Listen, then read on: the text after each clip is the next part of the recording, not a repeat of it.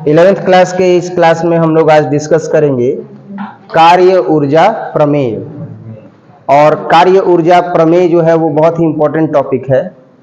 इससे टोटल कार्य का जो है वह गणना किया जाता है। और यह जो कार्य ऊर्जा प्रमेय है, किसी भी पिंड पर अगर बल लगा करके कोई कार्य किया जाता है तो किया गया जो कुल कार्य का परिमाण है उसके लिए एक वक्तव्य प्राप्त होता है।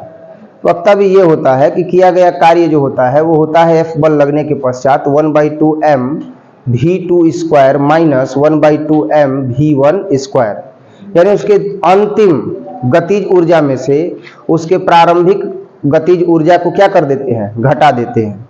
ये गणितीय रूप हुआ कार्य ऊर्जा प्रमेय का। हमें वही कार्य ऊर्जा प्रमेय का गणितीय रूप प्रमाणित करना है। तो हम देख रहे हैं यहाँ पर कि एक m द्रव्यमान का पिंड है और इस m द्रव्यमान के पिंड पर F बल आरोपित हुआ है। इस m द्रव्यमान के पिंड पर अगर F बल आरोपित हुआ है तो यह पिंड गति करते हुए बिंदु B तक चला गया है। डिस्टेंस इसने क्या कवर किया है ये हमको पता नहीं है फोर्स अप्लाई होने के बाद। तो हम मान लेते हैं कि इसने x डिस्टेंस जो है वो क्या किया है, कवर किया है। तो इस स्थिति में अगर हम देखें तो कह सकते हैं ना कि माना कि m द्रव्यमान का एक जो है वह पिंड है और इस m द्रव्यमान के पिंड पर क्या लगाया गया है, F बल आरोपित किया गया है।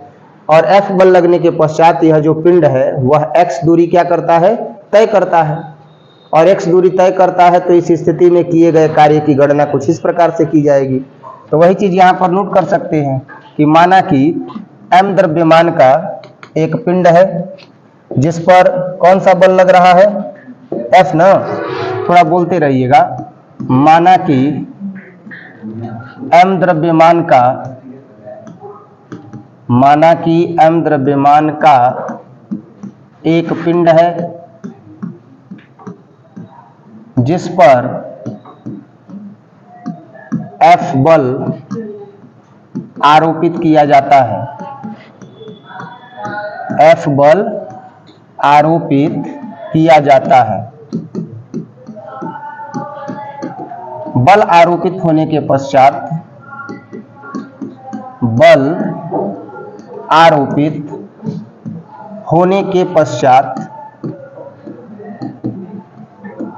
m द्रव्यमान का पिंड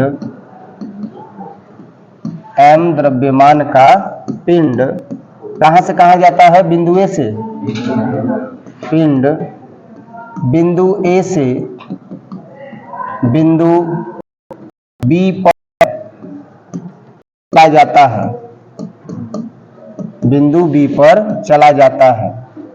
और कुल दूरी या कुल x मीटर दूरी तय करता है। इतना क्लियर है, समझ में आ रहा है या नहीं आ रहा है? अब इसके बाद अगर यह x मीटर दूरी तय करता है तो किए गए कार्य की कुल गणना किस प्रकार से करेंगे, पहले ही चर्चा कर चुके हैं कि जब कभी भी कार्य की गणना करनी होगी तो हम पहले साधारण सूत्र जो जानते हैं, पहले से भी जानते हैं, 11th क्लास में भी बताया गया है। कार्य बराबर होता है बल गुणे विस्थापन। बल कितना लग रहा है, F, विस्थापन कितना है, x। इसका उपयोग कर लेंगे। इसके बाद निकालेंगे अल्पतम कार्य। क्या निकालेंगे, अल्पतम कार्य। समझ में आ रहा है ना? अल्पतम कार्य निकालेंगे तो समाकलन का उपयोग करेंगे कि अवकलन का, अवकलन का उपयोग करेंगे। आज जब फिर कुल कार्य निकालेंगे तो समाकलन का उपयोग करेंगे। अगर इतना समझ में आ गया तो बहुत है। समझ में आ रहा है ना? क्योंकि बहुत सारे बच्चे अभी ये भी नहीं जानते हैं कि अल्पतम गणना करने के लिए अवकलन का उपयोग किया जाता है और महत्तम गणना करने के लिए समाकलन का उपयोग किया जाता है।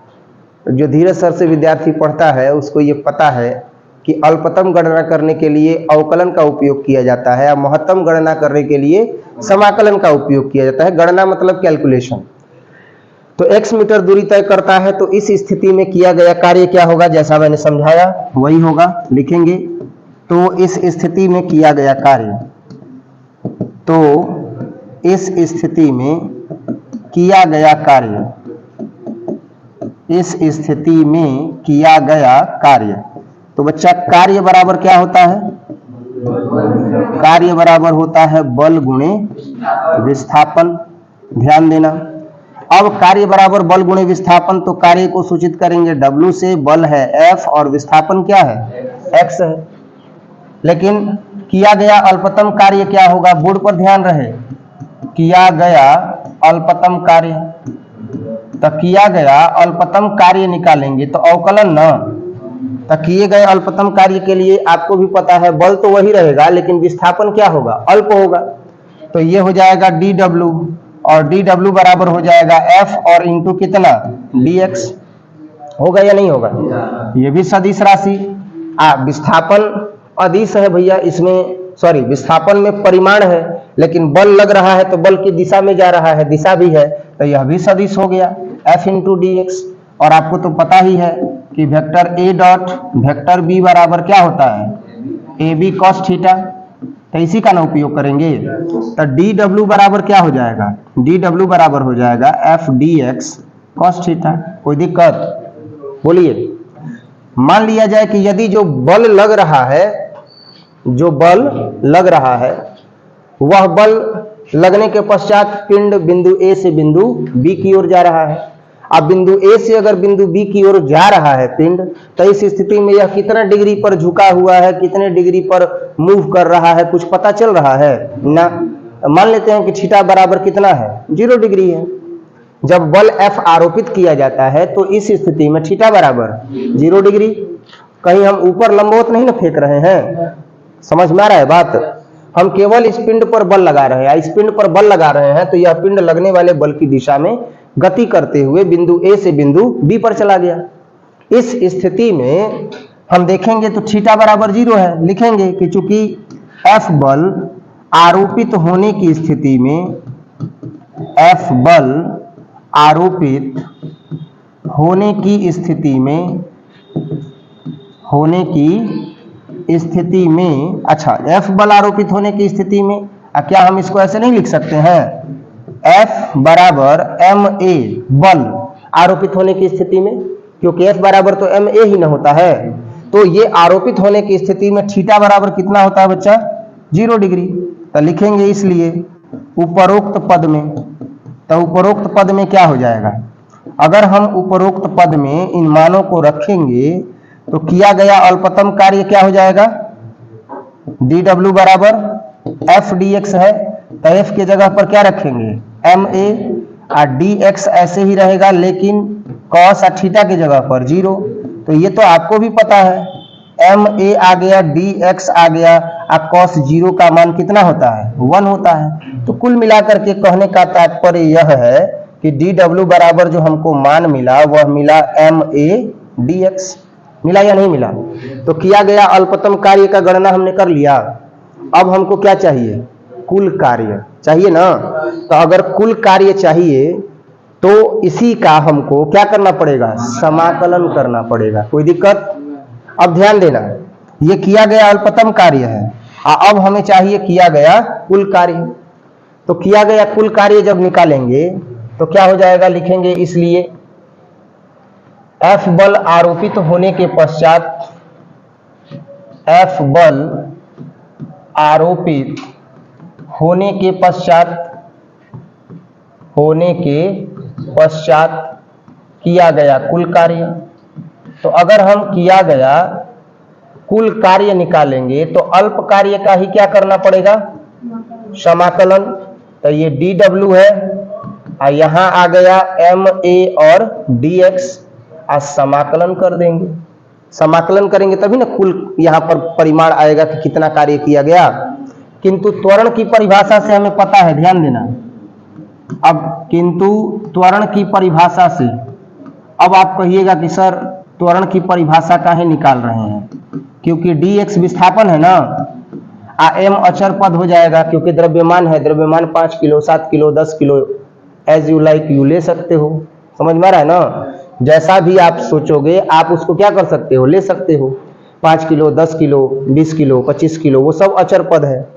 तो अब ma dx है, अब ma dx है तो अब यहां पर a बराबर क्या होता है, वेग में परिवर्तन की दर को क्या कहते हैं, त्वरण कहते हैं। कहा जाता है a बराबर v/t। अवकलन के पद में जाएंगे तो क्या होगा, किसके पद में, अवकलन के पद में, अगर अवकलन के पद में जाएंगे तो a बराबर, क्योंकि अवकलन का पद है ना ऊपर, तो a बराबर क्या लिख सकते हैं, dv बटा में dt। आप फिर से देखना, a बराबर क्या हो जाएगा, dv है, यहाँ dx ना है, dx को हटाना है हमको, तो हम क्या कर सकते हैं, ध्यान देना, dv बटा में dx इंटू dx बटा में dt कर सकते हैं। बताइए, dx dx कट जाएगा तो dv बटा में dt आ जाएगा। इसका फायदा क्या होगा कि हम a की जगह पर जैसे ही ये मान रखेंगे तो dx बाई dt को क्या कहते हैं, दूरी में परिवर्तन की दर क्या कहलाता है, त्वरण कहलाता है। क्योंकि आप देख सकते हैं x क्या है, दूरी है, और दूरी में परिवर्तन का दर x बाई टी, जैसे v बाई टी वेग में परिवर्तन का दर त्वरण कहलाता है। फिर इसी का अवकलन रूप dv बाई dt आ गया, तब वो तो वेग में परिवर्तन का दर त्वरण कहला रहा है। इसी प्रकार से dx बाई dt है, यानी दूरी में परिवर्तन का दर है, तो दूरी में परिवर्तन के दर को क्या कहते हैं, वेग कहते हैं। क्या कहते हैं, वेग कहते हैं। अब अगर वीडियो आप लोग ऑनलाइन देखना और जो नहीं लिखा होगा तो वो इसका स्क्रीनशॉट ले सकता है, इसीलिए साइड में हट जाते हैं। अब इसके बाद जो है हम लोग आगे बढ़ेंगे और आगे कैलकुलेशन करेंगे, तब देखते हैं कि क्या मान आता है कार्य ऊर्जा प्रमेय का। अब हम इस a के मान में क्या लिख सकते हैं, तो लिख सकते हैं कि a बराबर dv बाई कितना, dx, और दूरी में परिवर्तन की दर को क्या कहते हैं, वेग कहते हैं। अब इसका मान हम इसमें रख सकते हैं ना, तो इसको समीकरण 1 मान लेते हैं और लिखेंगे कि मान कहां से, समीकरण 1 से। तो समीकरण 1 से कार्य बराबर क्या है भाई, तो कार्य बराबर है ma/dx।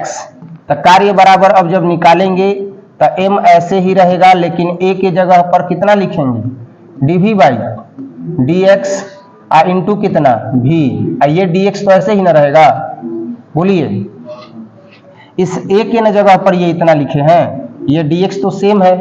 अब बताइए, dx से dx कट जाएगा, अगर dx से dx कट जाएगा तो dw बराबर कितना आ गया, m और ये v और फिर कितना dv। अब आपको ये जो मान मिला हुआ है, इस मान से आपको यह स्पष्ट हो जाना चाहिए कि जब F बल आरोपित होता है तो उस वस्तु का जो वेग है, प्रारंभिक वेग है, वह v1 है।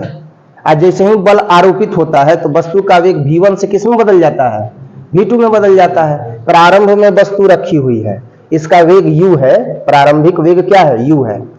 पर अब यहां हम देख रहे हैं कि वेग के रूप में बताना है, अवकलन भी जो है वह वेग के रूप में है। तो करेंगे क्या, v1 प्रारंभिक वेग और v2 अंतिम वेग, बल लगने के पश्चात वेग क्या हो जाएगा, v2 हो जाएगा। तो यही यहां पर मेंशन कर देंगे कि यदि F बल आरोपित होने के पश्चात, आरोपित होने के पश्चात पिंड का वेग v1 से v2 हो जाता है, तो किया गया कुल कार्य,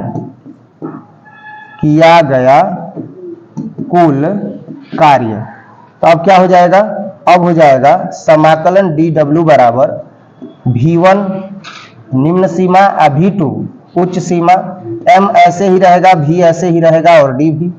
dw का जब समाकलन करेंगे तो क्या हो जाएगा, w, m अचर पद है तो बाहर करेंगे ना, v1 से कहां तक, v2 तक, अब v और कितना आ गया, dv।